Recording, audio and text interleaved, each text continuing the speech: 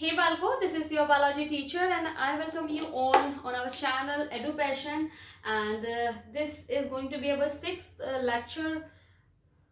Sixth lecture from class 12th, and we are discussing about the chapter number 8 from your NCERT book biology subject human health and diseases. In this particular chapter we have completed the introduction part, we have completed the health, we have talked about the health or diseases, and after that we have started the immunity, and in immunity we have completed innate immunity, and today's we are going to discuss about the acquired immunity और adaptive immunity. हमने क्या पढ़ा था? I've just told you that what is immunity. Immunity was the ability of an organism to resist or to just protect itself from development of a disease. An ability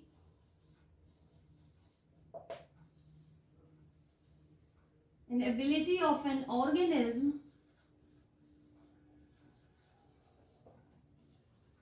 to resist or defend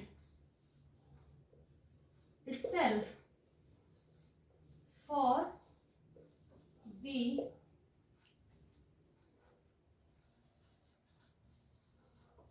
development of disease.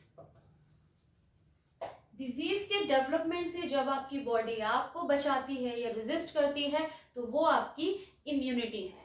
And in immunity I just told you there are two types of immunity, जिसमें से आपका एक थी इनेट और एक है आपकी acquired. या फिर इसी को हम बोलेंगे अडैप्टिव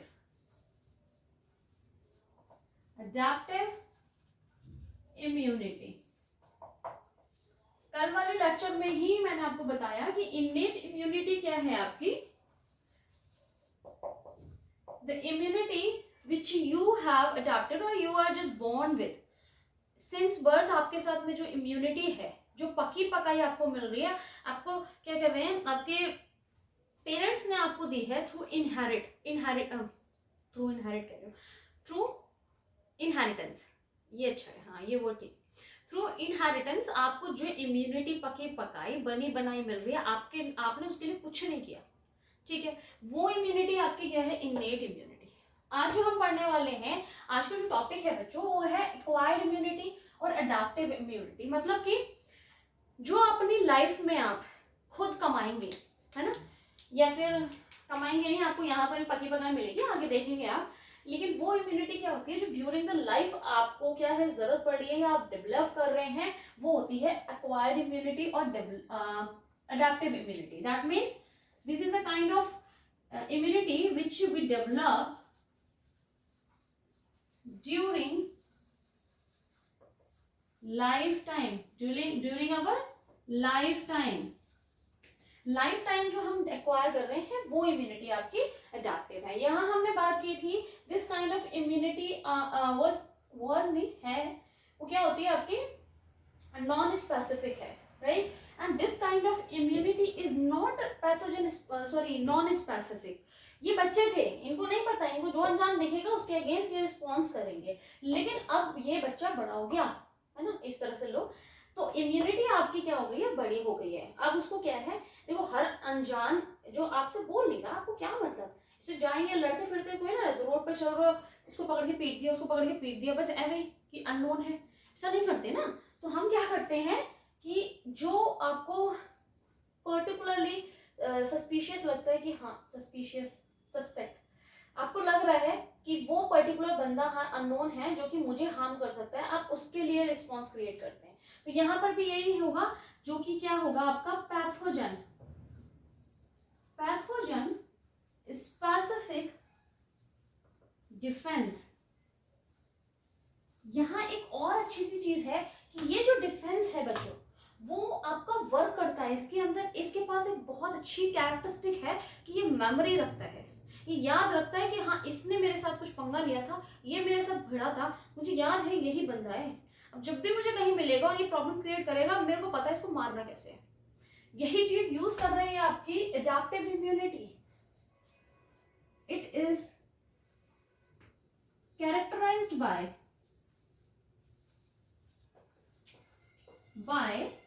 मेमोरी। मेरे बदले की आग, यही है वो, ठीक है, साउथ की मूवीज, टॉलीवुड, हाँ ठीक है। तो ये आप जान गए। अब मैं जो बात कर रही हूँ मेमोरी है, मतलब मेमोरी रख रहा है, तो मतलब ऐसा है कि एक बार जो हुआ है, लड़ाई हुई है, दूसरी बार उसका कोई क्या कहते हैं उसको, कॉम्प्रोमाइज है। लड़कों को तो बहुत पता होगा, कॉम्प्रोमाइजेस होते हैं, पहले फाइट होती है, फिर तीसरे किसी इंसान को लाया जाता है, वो कॉम्प्रोमाइज कराता है कि भाई सेकेंडरी रिस्पॉन्स ना आए, फर्स्ट रिस्पॉन्स कोई बात नहीं, लड़ गए कोई बात नहीं, अब कॉम्प्रोमाइज कराया जाता है दो के बीच में, ताकि दोबारा लड़ाई ना हो। तो वही यहाँ पर क्या है, कोई कॉम्प्रोमाइज का चक्कर नहीं है यहाँ पे। भाई तुम एक बार भिड़ोगे बॉडी से, बॉडी उसको याद रखेगी, दूसरी बार आओगे तो उससे ज्यादा रिस्पॉन्स आपको मिलेगा। वही हम अभी पढ़ने वाले हैं कि जो रिस्पॉन्स है, एक्वायर्ड इम्यूनिटी का जो रिस्पॉन्स है, दूसरे तरह से करते हैं, अच्छा नहीं लग रहा, responses of या in responses in acquired immunity, acquired, मुझे बहुत चीख चीख के बोलना पड़ता है ताकि आवाज आ जाए। मैंने स्पीकर बोल रही हूँ, सॉरी, माइक ऑर्डर कर दिया है, आ जाएगा, आवाज ठीक आने लगेगी, कुछ दिन और एडजस्ट कर लो। इम्यूनिटी क्या है, इम्यूनिटी मैंने गलत लिखा है क्या, नहीं सही तो लिखा है, सही है, पता नहीं क्यों गलत लग रहा है मुझे, सही है। रिस्पॉन्सेज इन एक्वायर्ड इम्यूनिटी, कितने रिस्पॉन्सेज हैं आपकी, दो रिस्पॉन्स कैसे हैं, वो दूसरा तीसरा चौथा जितनी बार भी होगा वो दूसरा ही कहलाएगा। मतलब फर्स्ट ये रिस्पॉन्स जो होता है आपका, जिसका नाम है primary response, primary response, then secondary, या फिर इसी को आप बोलते हैं एनामनेस्टिक रिस्पॉन्स। ठीक है, दो रिस्पॉन्स है, अब इनका मतलब क्या है वो देख लेते हैं। चलो, प्राइमरी रिस्पॉन्स, जब भी, ठीक है, आप मस्त घूम रहे हैं, अच्छा ऐसे नहीं बनाते हैं,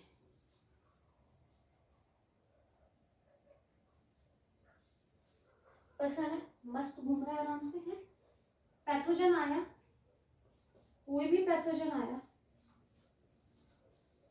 इसने इसके ऊपर क्या करा, अटैक किया, so this is going to be the first encounterment. ये बॉडी, ये चिंटू है ना, चिंटू नहीं जानता ये कौन है, चिंटू की बॉडी भी नहीं पहचानती है कौन है, so this is the first encounterment of the pathogen, first encounterment, ये फर्स्ट टाइम पैथोजन एनकाउंटर कर रहा है चिंटू को, चिंटू को पता नहीं है, ठीक है। इनकी जो बॉडी है चिंटू की, अब जो रिस्पॉन्स देगी, इम्यून रिस्पॉन्स,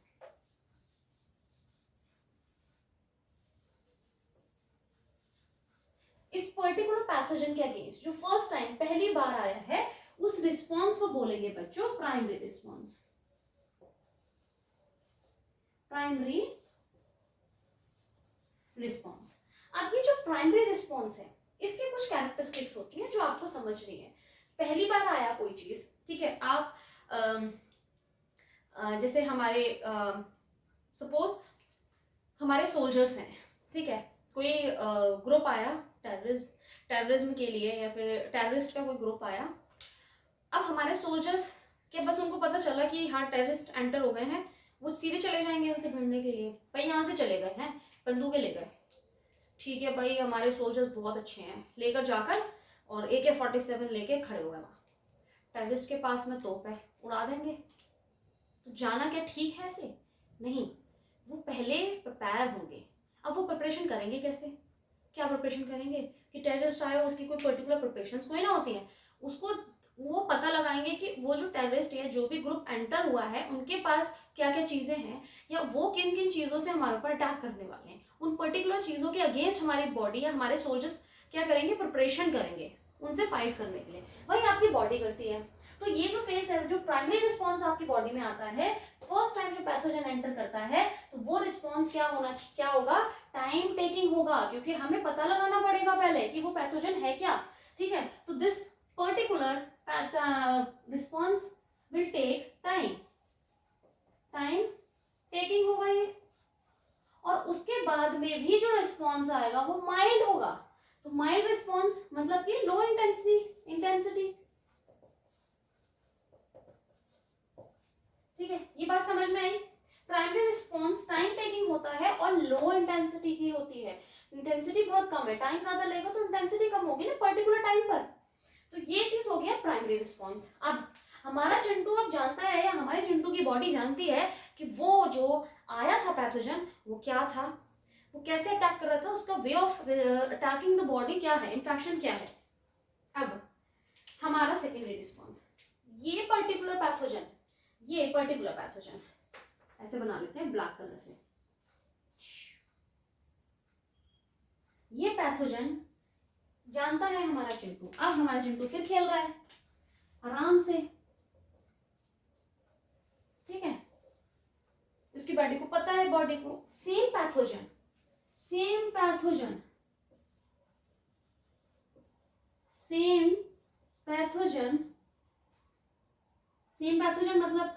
मतलब कि पैथोजन क्या लिखूं इसे मैं, which gives primary response, same pathogen primary response जिनकी वजह से आएगा, which initiate causes primary response, वो सेम पैथोजन दोबारा आया, ठीक है, ये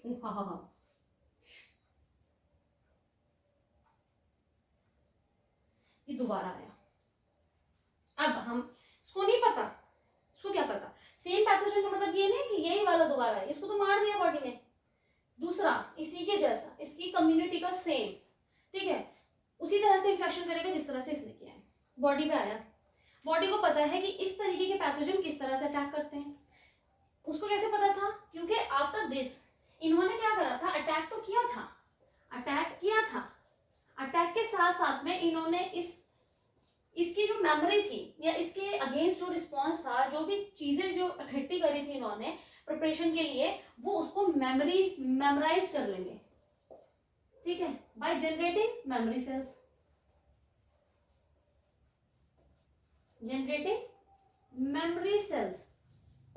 मेमोरी सेल्स बनाकर ये जनरेट कर लेंगे मेमोरी। अब चिंटू के पास है मेमोरी, वो मेमोरी सेल्स चिंटू के पास पहले से हैं इस पर्टिकुलर पैथोजन के अगेंस्ट। पैथोजन दोबारा आया मजे में कि अब तो इससे बदला लेना है, मेरे भाई बंधुओं को मारा था, अब मैं इस बॉडी से बदला लूंगा, अब मैं चुपके से जा रहा हूँ, बहुत सारी ज्यादा क्वांटिटी में जाऊंगा, कैसे भी जाऊंगा, पर मैं इसको मार के आऊंगा, इसको इन्फेक्ट करके आऊंगा।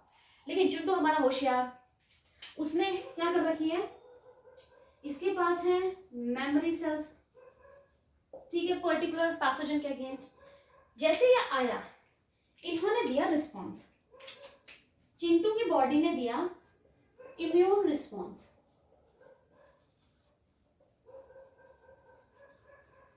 Because of this memory cells. ये जो रिस्पॉन्स है वो क्या होगा, सेकेंडरी रिस्पॉन्स सेल्स, या फिर इसी को आपने क्या बोला, एनामनेस्टिक रिस्पॉन्स। ये रिस्पॉन्स क्योंकि चिंटू की बॉडी को पहले से पता था सब कुछ, इनकी सारी इंफॉर्मेशन थी, तो ये क्या होगा, take less time to act, ये एक्ट करने में बहुत कम टाइम लगाएगा, ठीक है। दूसरा, हाईली इंटेंसिफाइड,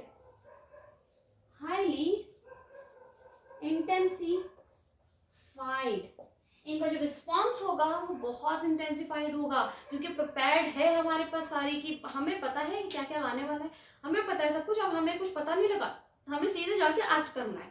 तो ये रिस्पॉन्स बहुत इंटेंसिफाइड, इंटेंसिटी क्या होगी, हाई होगी। यहाँ पे सॉरी रिस्पॉन्स क्या है, माइल्ड है, वहां आपका माइल्ड नहीं होगा, स्ट्रांग होगा बहुत रिस्पॉन्स। तो इसीलिए आपका सेकेंडरी रिस्पॉन्स क्या होता है, हाईली इंटेंसिफाइड होता है, क्योंकि मेमोरी है पहले से, ठीक है। तो ये स्वैग में आ गए चिंटू, उनको लगा ये क्या कर लेंगे, चिंटू आ गए स्वैग में। इस तरीके का चश्मा होता है कि ले मैंने फिर से हरा दिया तुझे, क्योंकि मेरे पास है मेमोरी सेल्स और मैं सेकेंडरी रिस्पॉन्स दे सकता हूँ। ठीक है, तो ये है आपका क्या रिस्पॉन्स इन एक्वायर्ड इम्यूनिटी, ये हो गया। अब देखते हैं कि ये जो इम्यूनिटी में हेल्प कर रही है सेल्स, जो सेल्स इन्वॉल्व हो रही है, जैसे वहां हमने पढ़ी थी natural killer cells, macrophages, dendritic cells, neutrophils, इन सब की इसिनोफिल्स, इन सब के बारे में पढ़ा था। यहाँ पर हमारी कौन सी मेन सेल्स हैं जो इन रिस्पॉन्सेज में डायरेक्टली आपके इन्वॉल्व हो रही हैं, उन सेल्स की बात करते हैं। इसको मेरे को रब करने दीजिए, फिर देखते हैं। नाउ लेट्स सी बच्चों, how many types of immune responses does your acquired immunity created या develops?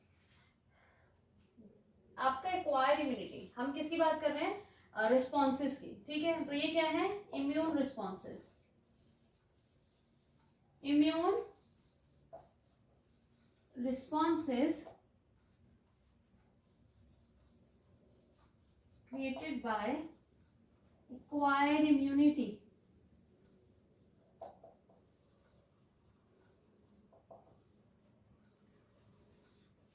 दो तरीके का रिस्पॉन्स बच्चों आपको मिलता है। पहला रिस्पॉन्स क्या है आपका? फर्स्ट रिस्पॉन्स आपका क्या है? Humoral. Humoral immune response.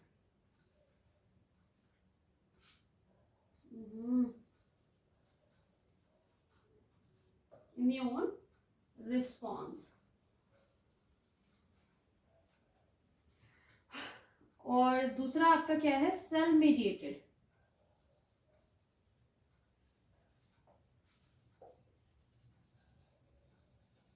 Immune response.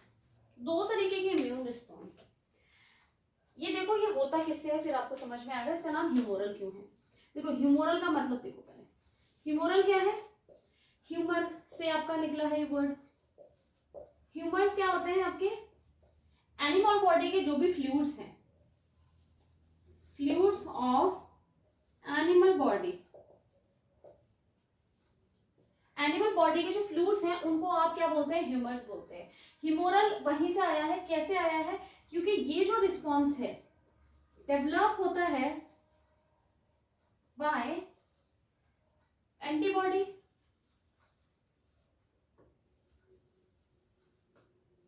Antibodies के थ्रू जो भी डेवलप्ड रिस्पॉन्स आपकी बॉडी में हो रहा है वो आपके इससे होगा। अब क्या होता है, जो आपकी बी सेल्स होती हैं वो कन्वर्ट होती हैं बच्चों इफेक्टर बी सेल्स में। ठीक है, बी सेल्स देखो, एक तो डायरेक्टली आपके कुछ पैथोजन ऐसे हैं जिससे बी सेल डायरेक्टली आपके कांटेक्ट में आकर ये काम करती है। दूसरा आपका टी सेल डिपेंडेंट, मैंने बताया था आपको, उसके थ्रू ये काम करती है, जिसमें आपकी दो तरीके की सेल्स बनाती है आपकी बी सेल्स, एक इफेक्टर बी सेल्स और दूसरी आपकी बनाती है memory B cells. Memory B cells, memory B cells तो सेव हो जाती हैं, लेकिन जो ये इफेक्टर बी सेल्स हैं ये प्रोड्यूस, ये क्या करती हैं? Produce antibodies. और ये जो एंटीबॉडीज हैं इनको रिलीज कर दिया जाता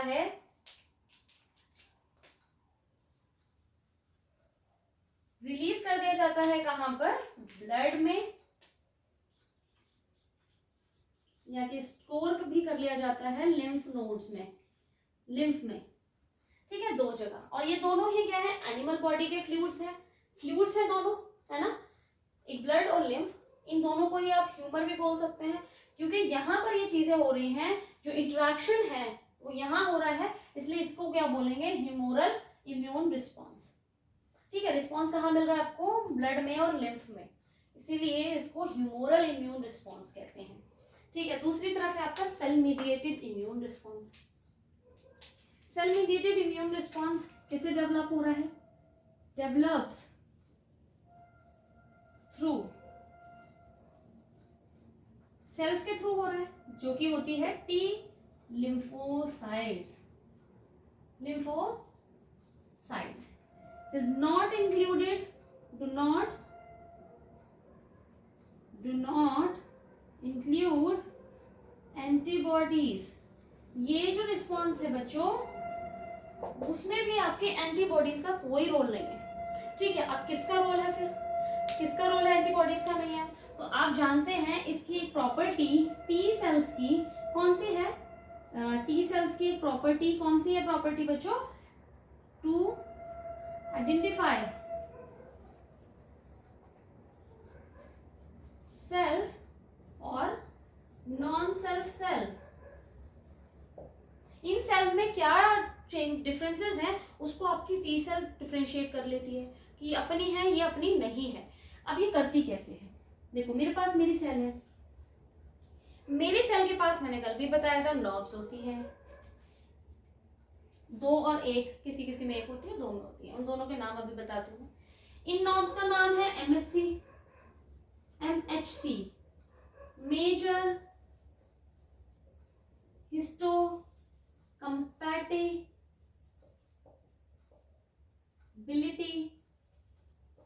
कॉम्प्लेक्स, हिस्टो कंपैटिबिलिटी कॉम्प्लेक्स। ठीक है, ये आपकी क्या है, अमीनो एसिड की चेन्स होती हैं, ये आपकी नॉब्स हैं। इनका क्या काम होता है, ये अपना सेल्फ एंटीजन यहाँ रिप्रेजेंट करी रहती है। अच्छा, सेम कलर से बनाते हैं जिससे पता चले सेम एंटीजन है ना।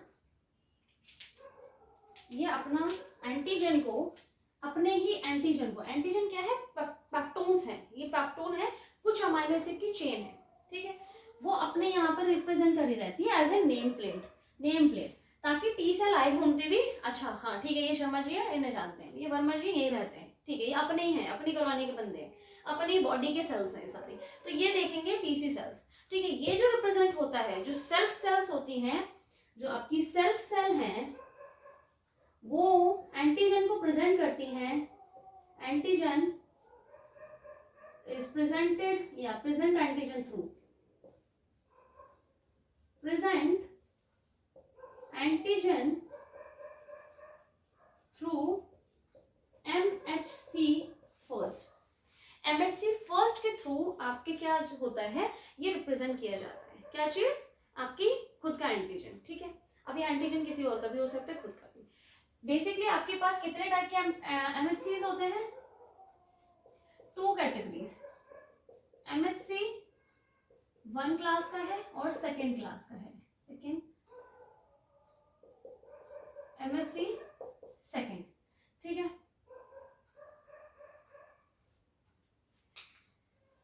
दो तरीके के MHC हो गया। टी सेल्स जो होती हैं वो भी मेरे पास 2 तरीके की हैं, टी सेल्स मेरे पास 2 तरीके की हैं, एक होती है टी सी सेल्स और टी एच सेल्स। क्योंकि यहाँ पर एंटीबॉडीज का कोई भी रोल नहीं है, तो यहाँ पे मेरी एक्ट जो करेगी वो टीसी सेल करेगी। अब किस तरह से करेगी वो देखते हैं हम लोग। टीसी सेल के पास में क्लस्टर ऑफ डिफरेंशिएशन, कुछ ग्लाइकोप्रोटीन्स होते हैं जो उसकी बॉडी पे प्रेजेंट होता है, जो ये जो देख रहे हैं ना, जो ये मैग्नीफाइंग ग्लास लेके ओहो ये अपना ही है, वो जो चेक करने के लिए होते हैं ना, वो ग्लास है एक तरीके का। ठीक है, मैग्नीफाइंग ग्लास, उसी से देख रहा है, ये डिटेक्टिव बैठा हुआ है इसके बॉल पे। ठीक है, ये चेक करने के लिए इन दोनों के पास है। टीसी के पास में जो CD है उसको बोलते हैं CD8, इनके पास जो बैठा है उसे बोलते हैं CD4। ठीक है, समझ रहे हैं आप, MHC फर्स्ट और MHC सेकेंड। यहाँ पे तो सेल्फ नॉन सेल्फ पता चलेगा, लेकिन एंटीजन की भी पहचान होती है। एंटीजन भी डिफरेंट टाइप्स के हैं, एंटीजन भी डिफरेंट टाइप्स के हैं। मैं इसको रब ही कर दूं क्या बच्चों, क्योंकि ये थोड़ा कॉम्प्लेक्स है, इसको समझना है ना, बहुत मुझे लग रहा है आ नहीं पाएगा यहाँ पर। अच्छा यहाँ तक छोड़ो, मैं इसको रब करके फिर बताती हूँ इसको। ठीक है, सेल्फ और नॉन सेल्फ पता चल गया। सेल्फ है मतलब ये एंटीजन जो अपना होगा वो MHC के थ्रू, आपके MHC के थ्रू ही रिप्रेजेंट किया जाता है सेल के बाहर। ठीक है, अब क्या है, सेल्फ और नॉन सेल्फ की पहचान कैसे होती है, इसके बारे में नेचुरल किलर सेल्स में भी मैंने बताया था। एस्केपिंग मैकेनिज्म होता है, जो ये क्या करते हैं, इसको बाहर आपके नहीं निकलने देते हैं, MHC को अंदर ही रखते हैं। अब वो जो अंदर रख रहे हैं तो क्या है, बाहर नहीं आएगा, और NK सेल्स यही पहचानती है कि बाहर है कि नहीं। अच्छा MHC का काउंट कम है, मतलब ये सेल इन्फेक्टेड है, इनका तो कुछ है जिन्होंने छुपा लिया है, तो उसको किल कर देती है। वो सेम इफेक्ट आपका टीसी सेल भी करेंगे, परफोरिन और ग्रेन्जाइम इसी का ये भी रिस्पॉन्स उसी तरह से करेंगे और सेल का अपोप्टोसिस करेंगे। वहां पर भी अपोप्टोसिस हुआ था, सेल किलिंग हुई थी, यहाँ पर भी यही होगा। इसके बारे में जरा इनके बारे में थोड़ा सा जान लेते हैं। इसको मैं इतना सा रब कर देती हूँ।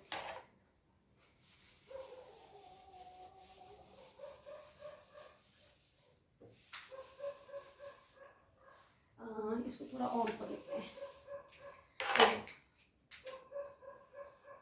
हम लोग क्या पढ़ने वाले हैं? Cell mediated immunity.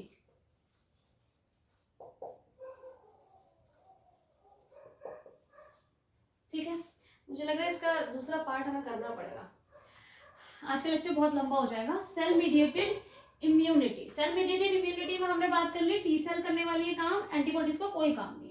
मैंने बताया आपको हमारे पास टी सेल्स दो तरीके की हैं, एक है टीसी, एक है, अच्छा यहाँ टीएच लिखते हैं हम, और टीसी। ठीक है, ये हेल्प करेंगे इनको। इनके पास भी क्या है? वही मैग्नीफाइंग ग्लास है, उससे चेक करने के लिए, अच्छा ये अपना है, ये अपना नहीं है, उसको चेक करने की मशीन है इनके पास। उसका नाम है CD, क्लस्टर ऑफ डिफरेंशिएशन, जिसको बोलते हैं आप CD4। इनके पास है CD8। ठीक है, CD4 एंड CD8। अब दूसरी तरफ मैंने बात करी MHC के बारे में। MHC क्या है? Major histocompatibility,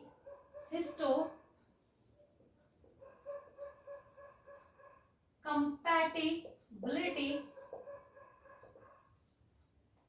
complex. ठीक, it is of two types, MHC1 and MHC2। ठीक है, अब ये क्या होते हैं? जो आपका पैथोजन आ रहा है उसको अंदर प्रोसेस करते हैं। प्रोसेस के दो तरीके होते हैं, अलग अलग एंटीजन को अलग अलग प्रोसेसिंग करने का अलग अलग तरीका है। ठीक है, जो पैथोजन है वो आपके सेल के अंदर दो तरीके के सेल हैं। ये क्या है? सेल, ये आपका प्रोसेसिंग, दो तरह से इसकी प्रोसेसिंग होती है। On the basis of processing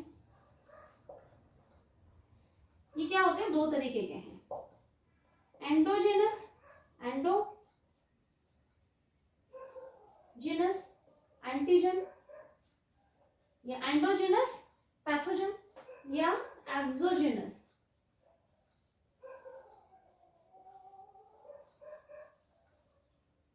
अंदर प्रोसेसिंग के एक पूरा मैकेनिज्म है। एक में प्रोटोजोम्स इन्वॉल्व होते हैं प्रोसेसिंग करने के लिए, एक में आपके लाइसोसोमल एंजाइम्स इन्वॉल्व होते हैं, वो थोड़ा अलग है, उसको नहीं पढ़ना है फिलहाल। ये भी थोड़ा एक्स्ट्रा ही है, लेकिन पढ़ लो, काम आएगा। MHC is important, that's why I am saying this all the things. ठीक है, तो ये आपका एंडोजेनस क्या है? आपका एंटीजन है, एक्सोजेनस एंटीजन है। जो एंडोजेनस एंटीजन होता है वो हमेशा MHC से रिप्रेजेंट किया जाता है, और एक्सोजेनस पैथोजन को या एंटीजन को, एंटीजन ही लिखो, रिप्रेजेंट जो किया जाता है बच्चों, वो किया जाता है MHC सेकेंड से। ठीक है, एक्सोजेनस को MHC सेकेंड से करेंगे और एंडोजेनस को MHC फर्स्ट से करेंगे। तो बच्चों क्या होता है आपका प्रोसेसिंग? अगर यहाँ पर हम लोगों ने क्या बात कर ली? बेसिकली टी सेल्स आपके दो तरीके के हैं, ये बात कर ली। MHC दो तरीके के हैं, ये बात कर ली। ये नॉब से जो प्रोटीन एंटीजन टांगेंगे, आपको पैथोजन आया है सेल के अंदर, तो सेल के अंदर उसकी प्रोसेसिंग होगी। प्रोसेसिंग मतलब उसको तोड़ा है, उसके अगेंस्ट क्या है? एंटीजन की प्रोसेस करेंगे, एंटीजन बनाएंगे। आपके एंटीजन क्या है? प्रोटीन है, उस पर्टिकुलर पैथोजन के लिए उस प्रोटीन का कुछ पार्ट है, मतलब प्रोटीन लंबी सी चेन होती है, उसके पैप्टोन्स बनाएंगे छोटे छोटे, और जो छोटे छोटे पैप्टोन्स बनाएंगे, जो छोटी छोटी चेन्स बनाने वाले हैं अमीनो एसिड की, उसको प्रोसेसिंग कहते हैं। उस प्रोसेसिंग में डिफरेंट टाइप्स ऑफ चीजें यूज हो रही है, मैकेनिज्म यूज हो रहा है दोनों में। तो एक जो एंटीजन होता है वो एंडोजेनस है, ठीक है, इंट्रासेलुलर बोल सकते हैं आप, इसको बोलेंगे एक्स्ट्रासेलुलर या फिर एक्सोजेनस एंटीजन। एक्सोजेनस एंटीजन हमेशा MHC सेकंड से रिप्रेजेंट होता है, और एंडोजेनस एंटीजन हमेशा MHC फर्स्ट से रिप्रेजेंट होता है। यहाँ बेसिकली MHC जो एक्सोजेनस है ना आपका बच्चों, ये मेनली क्या होता है? बैक्टीरियल होता है, एंड मेनली एंडोजेनस क्या है? वायरल है। ठीक है, अब समझो, एक सेल है, अच्छा नहीं अभी और रह गए, एक होता है रूल ऑफ 8। रूल ऑफ 8 क्या होता है? देखो, हमें मल्टीप्लिकेशन करनी है। हमारी सेल, अगर हमारी सेल ने रिप्रेजेंट किया है MHC1 से, तो ए इन दोनों में मल्टीप्लीकेशन करने के बाद में 8 आना चाहिए। 4 1 4, 4 8, 8 को 1 से करेंगे तो क्या आएगा 8, ठीक है। 4 से 1 को करेंगे तो नहीं आएगा, 4 को आपको 2 से मल्टीप्लाई करना पड़ेगा, तब आपको क्या मिलेगा 8। तो रूल ऑफ 8 को फॉलो करना है। तो आप मुझे बताओ कोई भी एंटीजन, ये कौन सा एंटीजन है, pathogenic antigen, this antigen is pathogenic antigen, pathogenic antigen है ये, किसके थ्रू, MSC फर्स्ट के थ्रू रिप्रेजेंट किया गया है। अगर तो इन दोनों में से कौन सी सेल यहाँ आएगी, CD8, मतलब कि TC सेल्स आएंगी, ठीक है। अगर किसी सेल के अंदर इंफेक्शन हुआ है और जो एंटीजन है, पैथोजेनिक एंटीजन है, वो रिप्रेजेंट अगर MHC किससे हो रहा है, सेकेंड से हो रहा है, तो 4 multiply by 2 is equals to 8, rule of 8, ठीक है। तो CD4 यहाँ जाएगा। जब MSC सेकेंड के थ्रू रिप्रेजेंट किया जाएगा किसी भी उसको, किसको, एंटीजन को, तो क्या आएगा आपका CD4, ठीक है। तो यही वो वाला काम करेंगे जो ये बीटा सेल एक्टिवेशन होते हैं। लेकिन अगर मेरा ये आया है तो CD8 जो हमारा सेल मीडिएटेड में होने वाला है। अब मैं इसको दोबारा रब करती हूँ और दिखाती हूँ कि होता क्या है, फटाफट से करें, काफी टाइम हो गया, ठीक है। तो यहाँ पर हम बात करेंगे किसकी बच्चों, सेल मीडिएटेड की। अब देखो मेरा आया है सेल, यहाँ आया है इन्फेक्शन, ठीक है। कौन सा इन्फेक्शन आया है, जो आया है मेरा वो आया है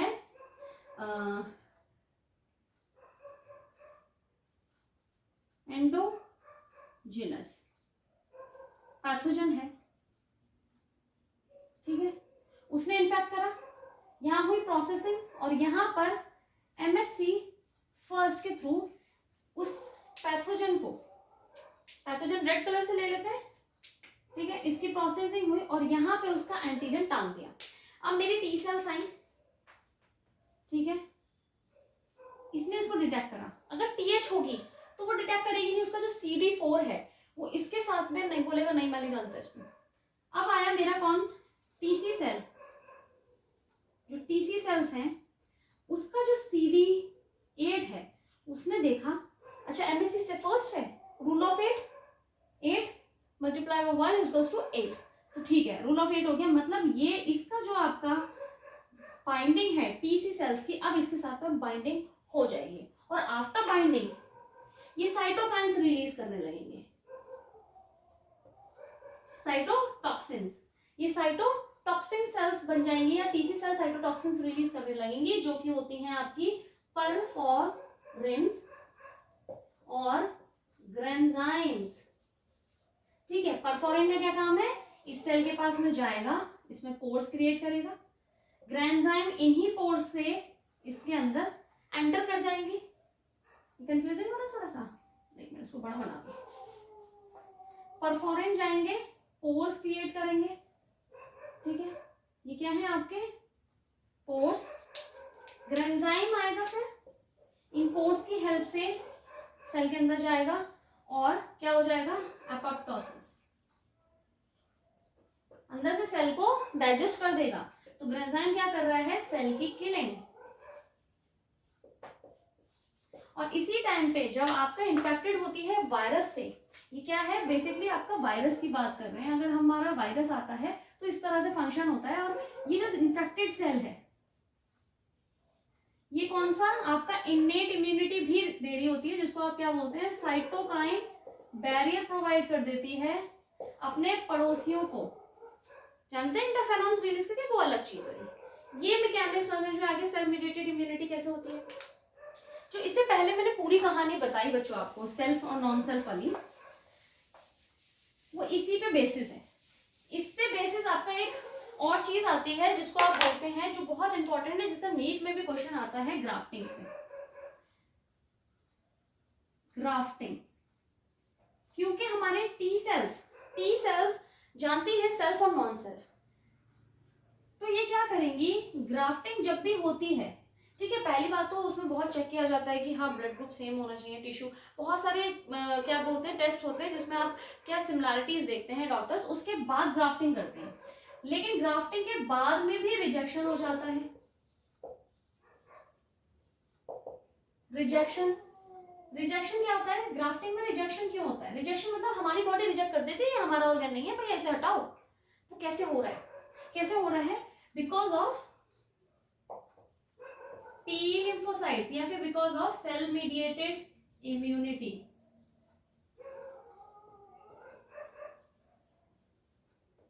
सेल मीडिएटेड इम्यूनिटी। अच्छा, ये cell mediated response, immune response लिखा है, आप इम्यूनिटी, ह्यूमरल इम्यूनिटी भी लिख सकते हैं।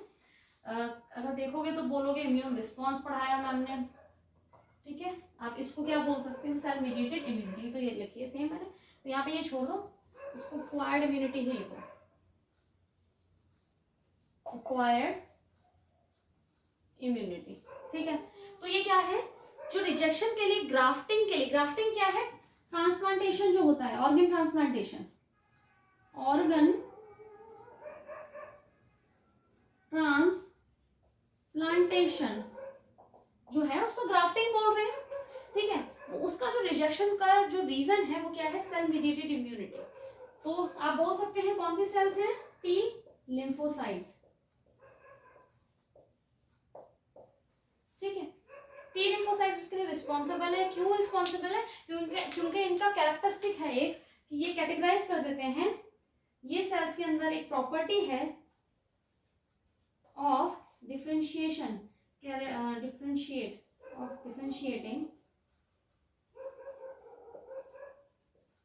differentiating self non self cells. Because of this reason, इस रीजन की वजह से आपके ग्राफ्टिंग के सारे आपके जो ब्लड ग्रुप है ये सब चेक करने के बाद भी जो पर्सन है needs to take immunosuppressant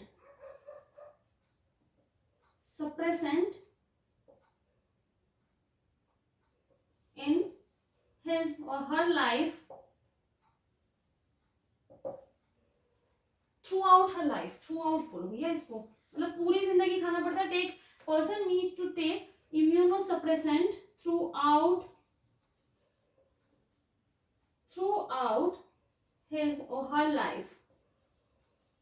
इसी रीजन की वजह से उन्हें जिंदगी भर इम्यूनोसप्रेसेंट खाना पड़ता है ताकि टी लिम्फोसाइट के जो रिएक्शन है, रिस्पॉन्स है, उसको सप्रेस कर सके ताकि ग्राफ्टिंग सक्सेसफुल हो सके, ठीक है। सब कुछ चेक करने के बाद भी क्यों खाना पड़ता है? क्योंकि हमारे T lymphocyte cell mediated response के पास में ये एबिलिटी है कि वो सेल्फ और नॉन सेल्फ सेल्स में डिफरेंशिएट कर सकता है और उसको किलिंग इफेक्ट देके खत्म कर देगा। तो यही रीजन की वजह से क्या होता है? रिजेक्शन होता है, ठीक है। आई होप ये क्लियर हो गया। यहाँ पर ये इंपॉर्टेंट है ग्राफ्टिंग वाला, कि क्यों आपको दिया जाता है सप्रेसेंट, चेक करने के बाद भी सब कुछ, ठीक है। और ह्यूमरल का आपका ये आ गया, इसमें बहुत सारे रिस्पॉन्स है लेकिन हम नहीं पढ़ेंगे, तो टाइम काफ़ी हो गया है। अभी आपका क्या है, दो चीज़ें रह गई हैं इसमें एक्वायर्ड में। आपका हम लोग बात करने वाले हैं एक्वायर्ड इम्यूनिटी की, एक्टिव और पैसिव इम्यूनिटी के बारे में, और हम बात करने वाले हैं एंटीबॉडीज़ की। एंटीबॉडीज़ आपकी जो बन रही हैं उनका क्या स्ट्रक्चर है, जो भी है, ठीक है। वो टाइम काफ़ी हो गया है, तो नेक्स्ट लेक्चर में हम उसको कवर करते हैं, ठीक है। तो इसको आप जो भी आज पढ़ाया है उसमें कन्फ्यूजन हो तो मुझे बताइएगा, मैं उसको री एक्सप्लेन कर दूँगी। जैसे मैंने कल बोला था, शायद समझ में आ गया, इसलिए किसी ने बोला नहीं। तो तब तक आप पढ़ते रहिए, डेली का पढ़िए, and God bless you all.